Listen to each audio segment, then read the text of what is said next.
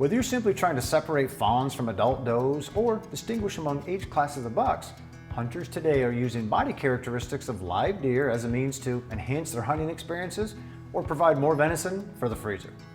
Like humans, whitetails possess distinct body characteristics by age class, and with a little practice, you can become proficient at estimating the relative age of bucks and does on the hoof.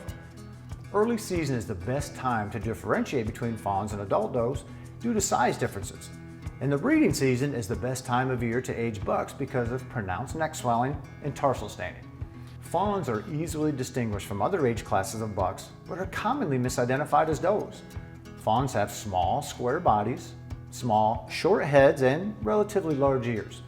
Does have rectangular bodies and larger heads.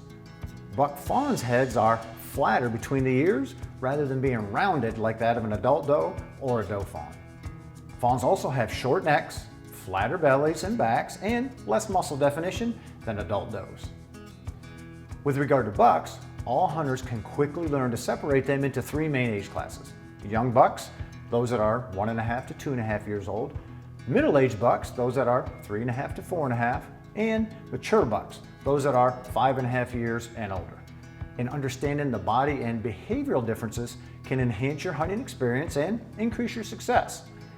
While QDMA advocates for protecting the majority of yearling bucks, we believe new hunters should be encouraged to harvest any legal deer. If you're interested in learning how to differentiate among the age classes, here are the body characteristics to look at. 1.5 years. Yearling bucks have long legs, a thin neck, a slim body, and an overall lanky appearance. Their legs appear too long for their bodies, and their antler spread is nearly always less than the width of their ears when their ears are in a forward alert position. They have a thin waist, and they may have slight staining in their tarsal glands during the rut. And overall, a yearling buck looks like a doe with antlers. 2.5 years. 2.5-year-olds have legs that are still appeal too long for their body, and they have an overall sleek appearance. They've developed some muscling in their shoulders and slight swelling in their neck during the rut, but their waist is still thin.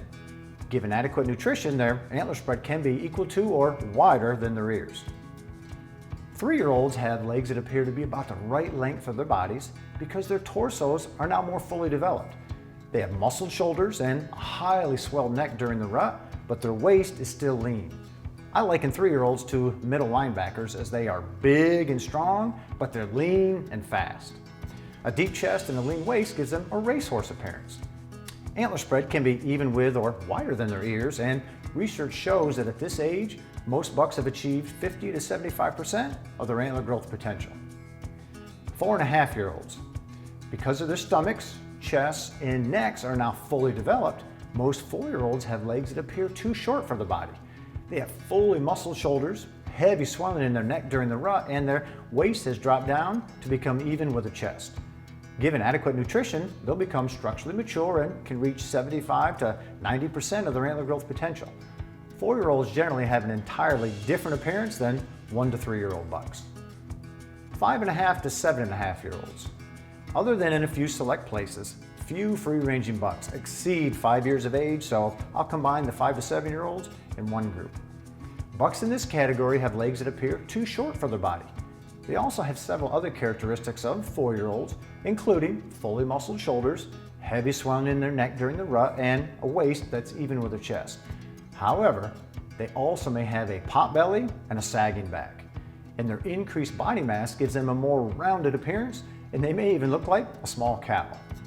They will have achieved 90 to 100% of their antler growth potential, and they can have highly stained tarsal glands during the rut.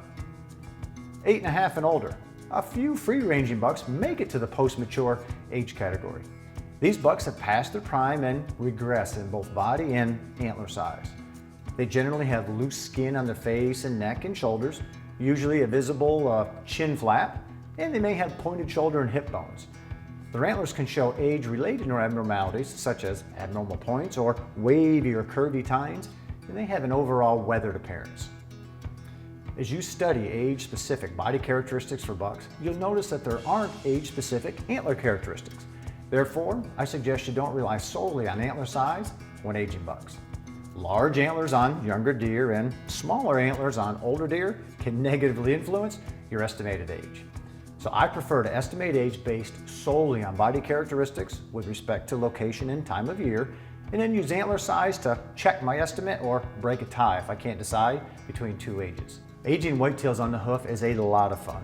So whether you hunt them with a bow, a sporting arm, or a camera, this information can make you a more knowledgeable whitetail enthusiast and a more successful hunter.